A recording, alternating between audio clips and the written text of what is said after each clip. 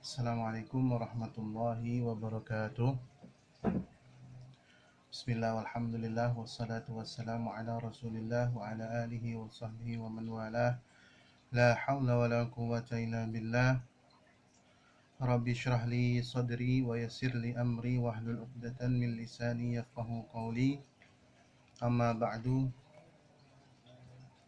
Fa ya ayyuhat talabah al-kiram, alhamdulillah, awalan uhanni'ukum بعام الدراسي الجديد عام 2020 و2021. أهنئكم بمن قد رفع الدرجات من فصل أول إلى فصل ثاني وفصل ثاني إلى فصل ثالث إن شاء الله. اليوم سنبدأ بدراسنا الجديد في علم نحو وصرف من كتاب منتهى للأستاذ محمد رحمة رازقين.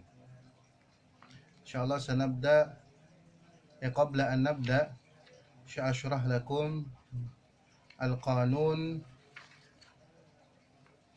في التعليم من بعيد. Ya, سأشرحكم قانون هذا قانون باللغة Indonesia. Ya. Peraturan pertama ialah untuk pelajaran jarak jauh ini diharapkan bagi para santri untuk mendownload semua video pelajaran, terutama ya yang saya nanti akan ajarkan di kelas 2B, yaitu Nahwu dan Shorof, yaitu kitab Muntaha. Jadi jangan sampai kalian menonton full online di YouTube, karena nanti ketika murojaah kalian tidak bisa murojaah lagi, karena sekali nonton kan sudah lumayan kan, bukan kuotanya. Makanya untuk pertama kali yang kalian lakukan ialah mendownload video ini. Kemudian untuk resolusi cukup dengan resolusi 360 aja, karena tidak terlalu besar filenya. Kemudian setelah di-download, untuk anak-anakku sekalian, agar untuk menonton video ini dari awal sampai akhir juga ya di channel YouTube Baitul Quran, dan jangan lupa juga untuk mensubscribe ya, karena ini untuk mendukung berkembangnya channel Baitul Quran ini. Adapun peraturan yang kedua, untuk kehadiran ya. Nanti kehadiran kalian akan ditentukan dengan mengerjakan tugas ya. Adapun tugas tersebut nanti akan diberikan oleh para ustadz sekalian, termasuk saya. Nanti kalau nggak di tengah ya pelajaran, mungkin akan di akhir pelajaran, tugas di setiap pertemuan. Jadi harus dikerjakan karena menjadi syarat kehadiran kalian. Adapun waktunya saya terima tugas tersebut dari selesainya pelajaran ini sampai nanti setelah maghrib, ataupun yang paling maksimal ya saya akan terima sampai jam 12 malam. Selebihnya berarti kita anggap gaib. Jadi diharap untuk anak-anak sekalian memahami peraturan ini, peraturan yang sangat mudah ya. Dua peraturan, yaitu pertama mendownload video ini, kemudian jangan lupa subscribe. Yang kedua ialah mengerjakan tugas sebagai bukti kehadiran kalian tentunya ya. Oke, insyaallah sanabda ad-dars al-yawm fi muqaddimah babul awal. Ya, insyaallah sa'aqra lakum bilugha Indonesia wa ba'da dhalika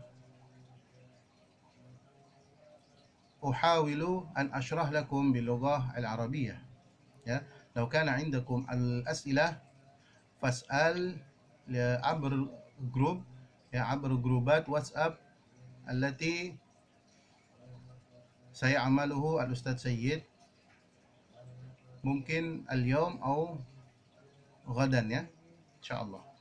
Bab Pertama, mengapa bahasa Arab terkesan sulit? Ya, ada banyak kemungkinan, namun di antara sekian banyak sebab itu, ya, barangkali faktor yang sangat menentukan ialah cara pengajaran seorang pendidik, ya, terhadap pelajaran bahasa Arab tersebut, ya. Pada umumnya, ya, pengajar bahasa Arab selalu mengajar dengan cara yang kaku, ya, ini menurut musannif, ya, dengan cara yang kaku dalam artian tidak mengupdate cara dia mengajar.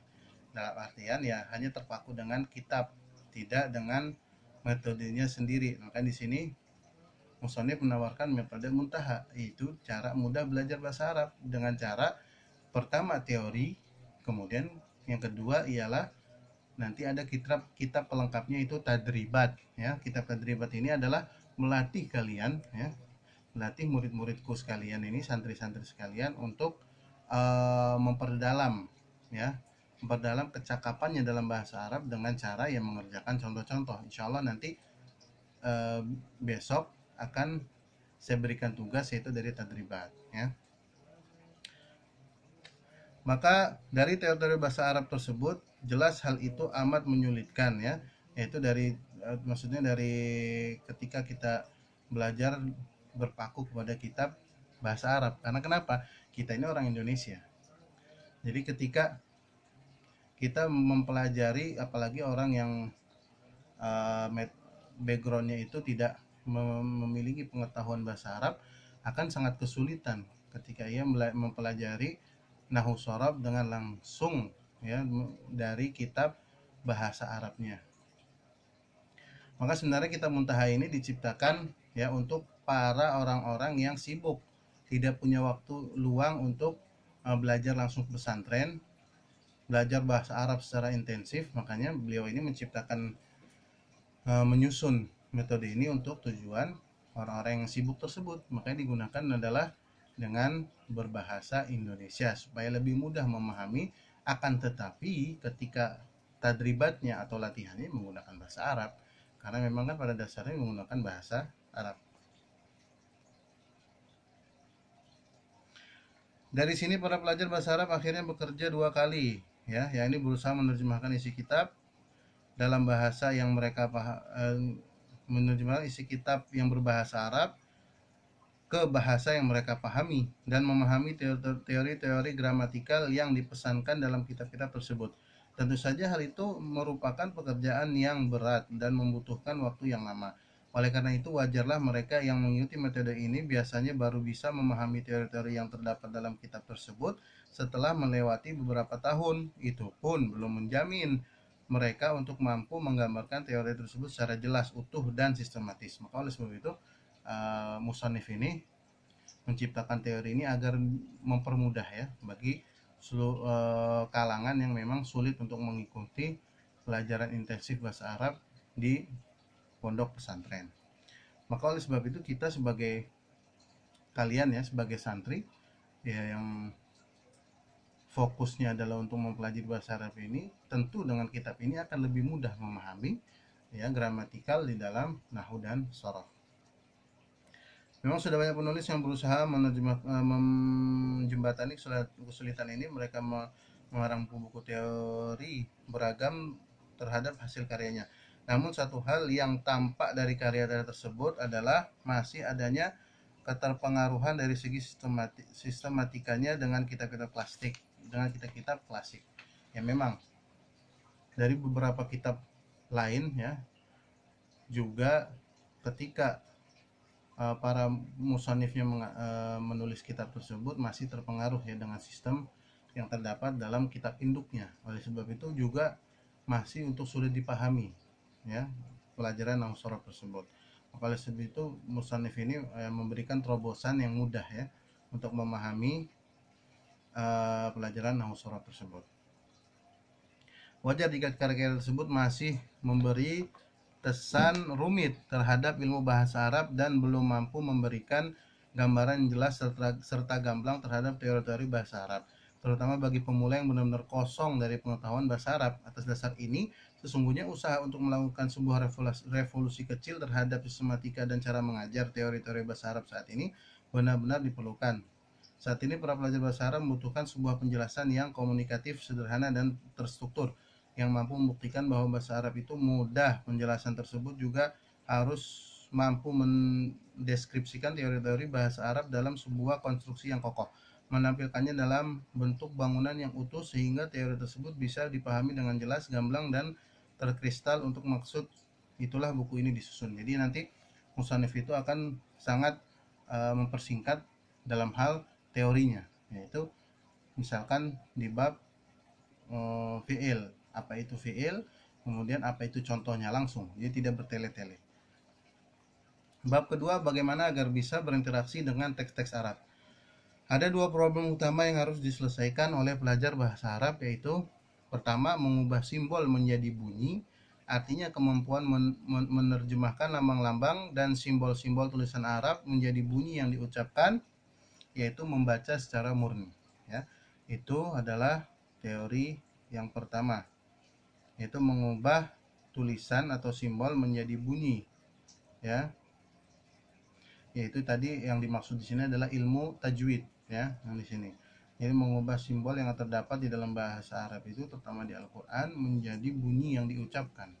Ya, di sini maksudnya adalah ilmu tajwid.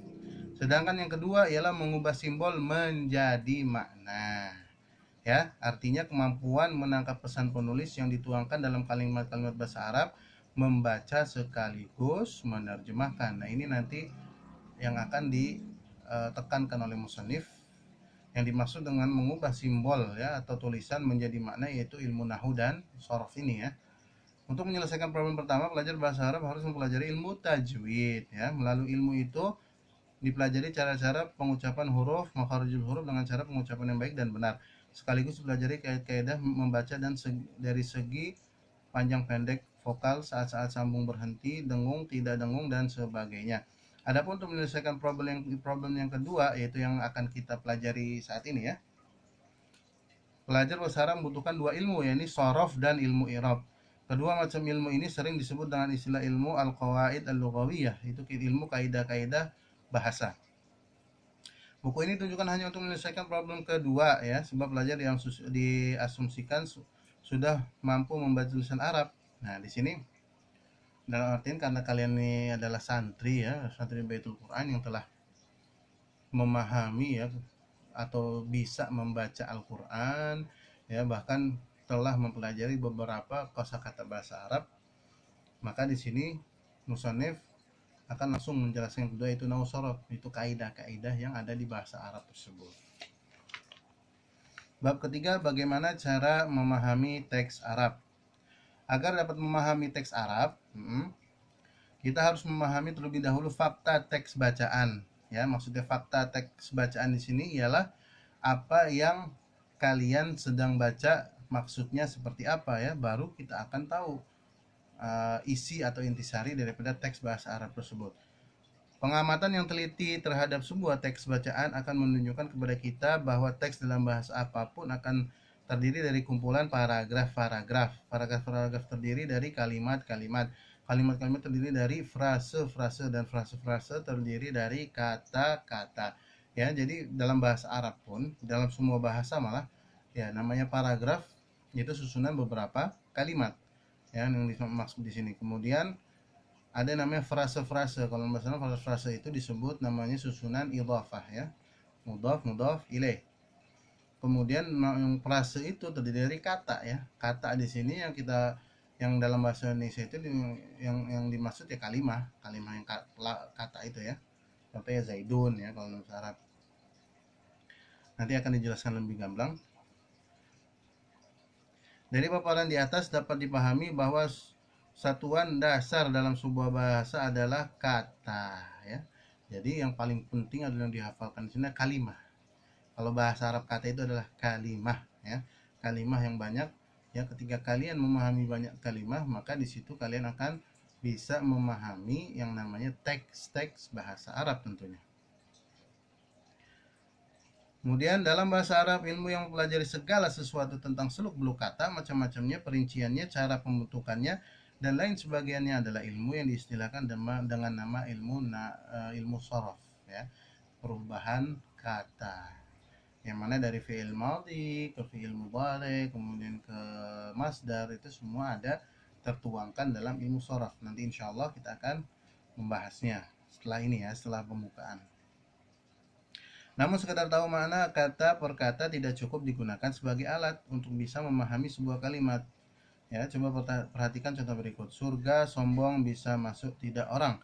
Kami yakin bahwa Anda tidak mungkin bisa memahami makna dari kalimat di atas meskipun Anda tahu arti dari masing-masing kata per kata. Ya, tentu saja, karena kenapa? Susunan kata di sini pun perlu untuk kita bisa memahami secara utuh maksud kata tersebut, ya, maksud kalimat, kalau dalam bahasa Arab kalimat tersebut, ya. Surga sombong bisa masuk tidak orang. Ya, kalau per kata kita paham, tapi kalau disusun jadi satu kata, ya kita tidak paham. Maka apa yang perlu kita lakukan? Mengapa ini terjadi? Sebabnya adalah bahwa sebuah bahasa memiliki sistem tertentu untuk merangkai kata. Sistem itulah yang akan membuat kumpulan kata bisa dirangkai menjadi satu kalimat yang bisa dipahami.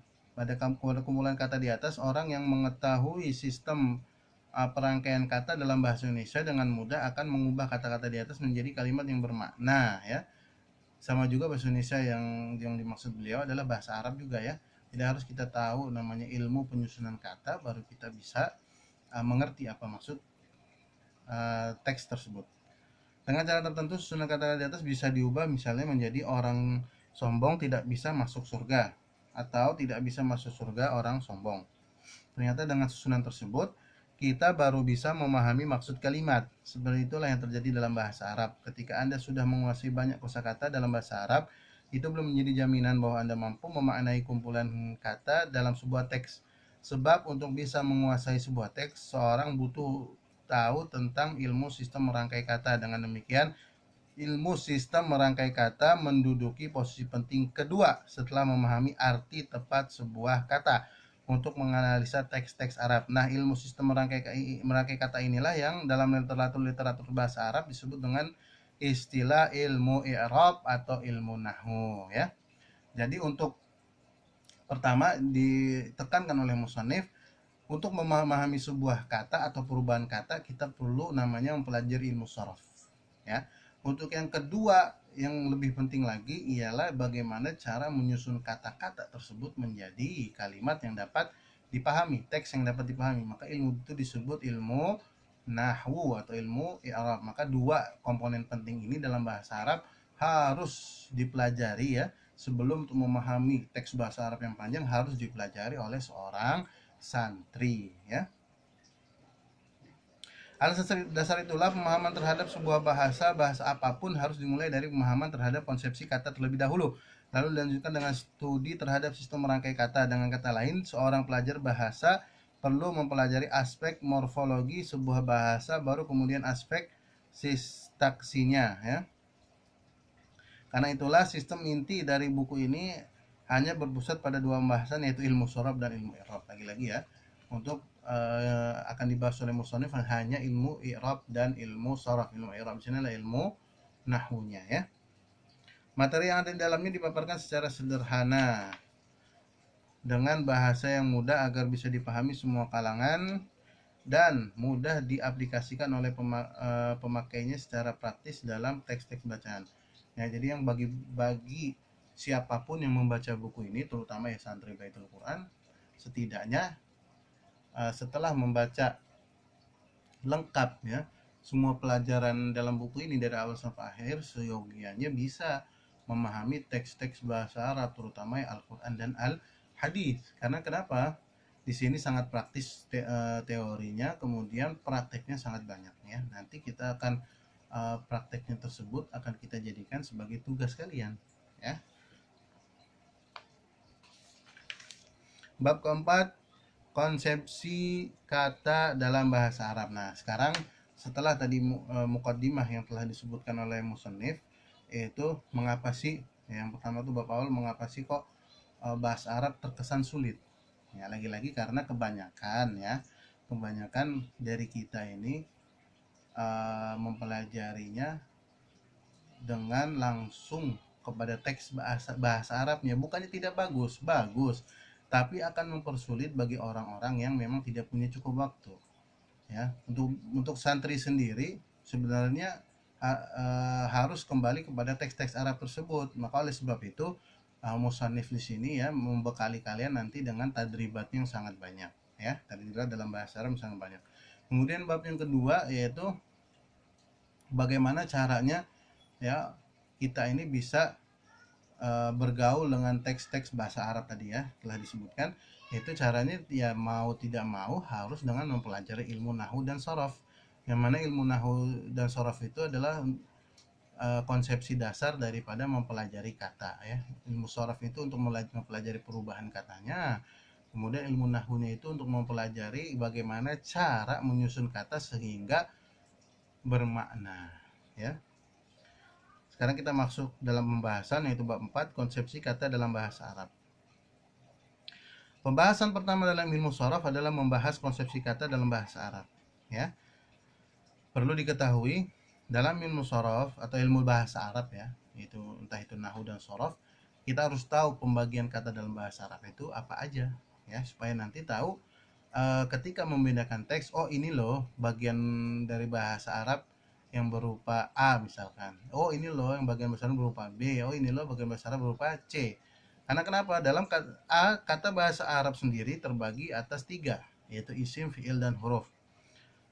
Jika kita mengamati teks-teks tulisan bahasa Arab, kita akan mendapat kesan bahwa tulisan Arab itu ruwet, rumit, jelimet, dan kompleks. Namun, dari sekian puluhan ribu bentuk kata dalam bahasa Arab, sebenarnya kata yang terdapat di dalamnya hanya terdiri dari 3 kata saja. Itu tadi saya sebutkan, yaitu isim, fi'il, dan huruf.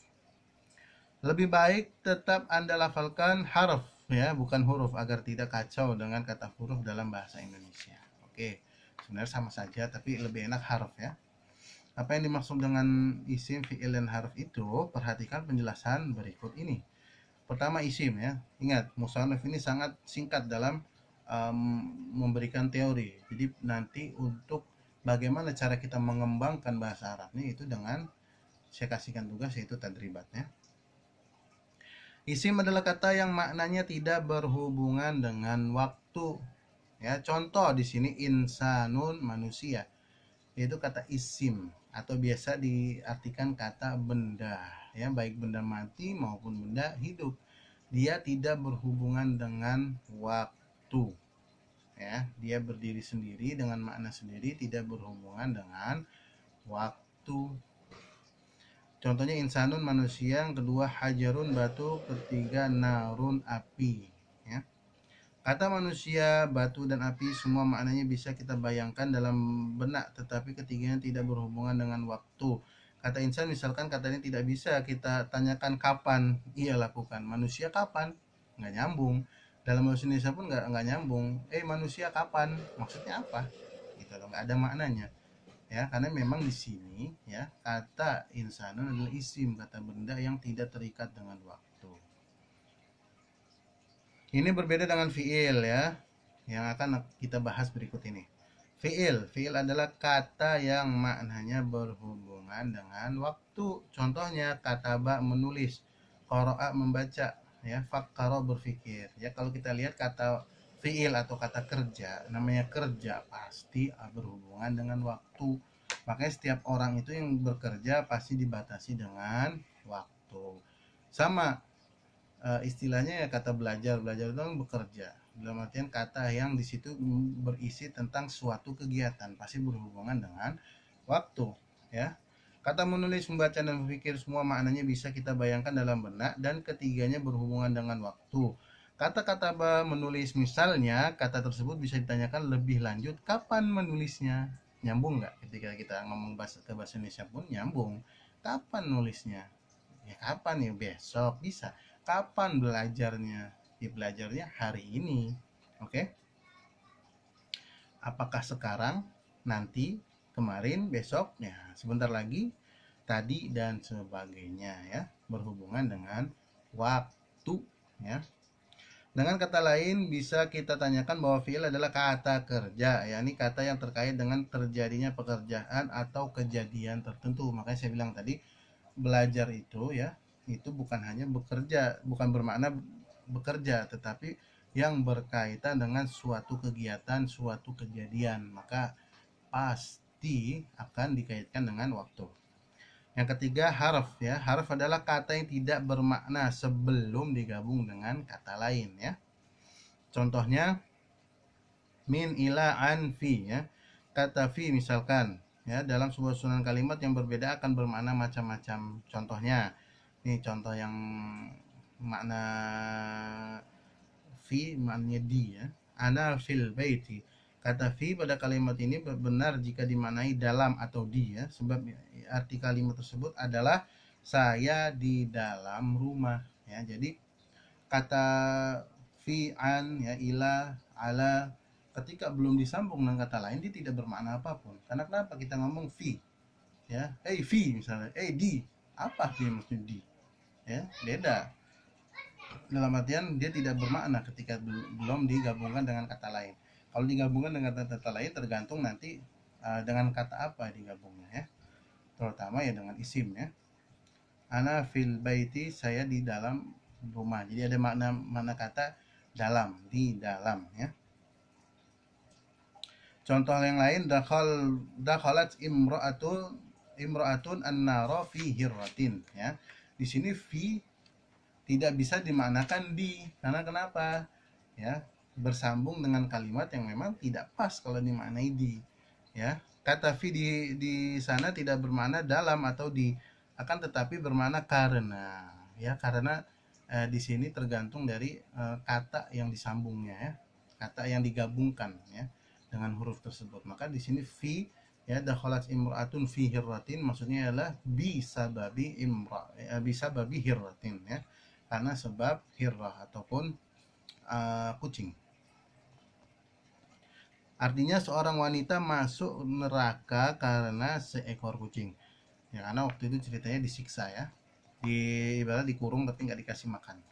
Jadi sekali lagi, harf adalah kata yang tidak bermakna sebelum digabungkan dengan kata lain. Kata jenis ini memiliki makna sendiri tergantung konteksnya. Artinya pemaknaan harf harus memperhatikan kata-kata di sebelah kanan dan kirinya agar bisa dimaknai dengan tepat. Wallahu a'lam bishawab. Insyaallah ad-dars yaum naktafi ad-dars yaum bihadzal qadar ya.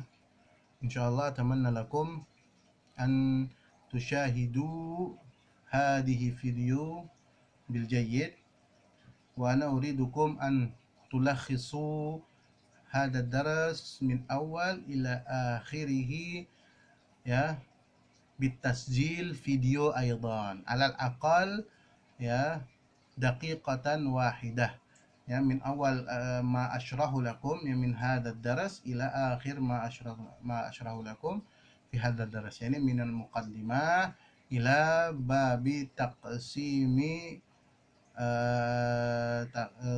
ila bab taqsim al kalimah fil lughah al arabiyyah ya. So tarjim lakum ya, jadi tugas kalian ialah membuat video ringkasan pelajaran hari ini dari awal sampai akhir ya. Minimal video ringkasannya ialah 1 menit ya, maksimal tidak ada batasannya. Yang penting semua ringkasan dari awal pelajaran sampai tadi saya jelaskan terakhir, yaitu dari halaman 3 sampai halaman 14, dari bab muqaddimah sampai bab pembagian ya, pembagian kata dalam bahasa Arab, itu semua harus diringkas ya dengan dibuatkan video. Jadi nanti saya tunggu dari sekarang nih sekitar jam setengah 9 ya pagi sampai nanti jam 12 malam. Bagi yang tidak mengirimkan video tugasnya akan saya anggap goib. Adapun videonya dikirimkan ke WhatsApp pribadi saya.